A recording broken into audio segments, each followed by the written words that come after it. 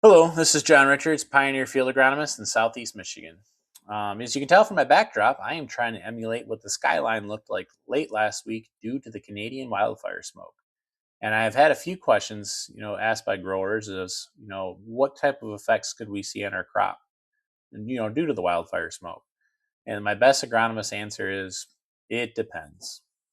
But when we think about it, if we think logically and everything, there can be some positives and there can be some negatives. So I'd say our biggest negative effect, is our first thought.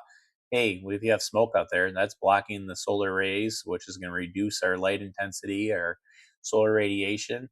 Anytime we're affecting light on the crop, that's going to affect photosynthesis, and we know that's not good. But the flip side of the coin is with those smoke particles, we do get what we call light diffusion. So that allows light to scatter maybe deeper into the canopy than we would normally see with a nice clear day. So if we think about our crop mid July or late July, especially corn, it's usually a pretty dense canopy. If we can drive more light to the lower part of that canopy, we might offset that reduction in light intensity just by getting more overall light onto that crop, thus making our photosynthetic capability either neutral or net positive. Another positive thing too is if we remember, we were getting very hot last week and pretty dry in many parts of the state.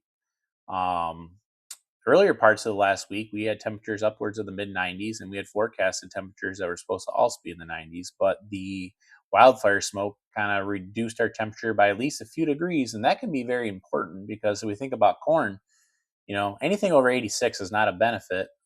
It's actually more often than not going to be a stress, and any type of stress event on corn is, gets yield loss. This also helped reduce some of our nighttime temperatures too. So for those fields that are in the reproductive stages, alleviated some stress on those, and it also helped the plants, not have to transpire as much and stuff to cool down, thus giving them some moisture retention and able to, handle the drier conditions a little bit better as well. So overall, I'd say we're probably pretty, either neutral or even net positive from the wildfire smoke, just being it helped cool things off and maybe took a little stress off the plants due to the weather conditions at the time.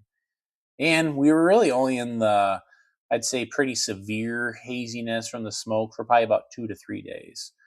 Um, and I know wildfire smoke's becoming a little bit more prevalent over the last few years, but it's still one of those things that's hard to throw a quantitative number or yield reduction or anything on, just for the fact that it's hard to emulate that into maybe a trial or any type of data set, being the fact that it's hard to make sure everything else is the same, but subset A gets wildfire smoke and subset B doesn't get smoke. So yeah, it's one of those things. It's kind of tough to imitate, but there has been some studies in the past where they've did some light filtering, using sheets and everything, and yes, they've seen some pretty substantial yield losses if you reduce light by 50%. But in our case, I still think we only had 2 to 3 days of the pretty bad smoky type conditions, and I think through that light diffusion, I think our plants were still getting enough light to carry on their photosynthetic capabilities and everything. But this was, like I said, just a short little video on some of my thoughts, with the wildfire smoke. If you want more, maybe more of a deeper dive, contact your Pioneer representative or agronomist. We'd be glad to have a chat. Thank you.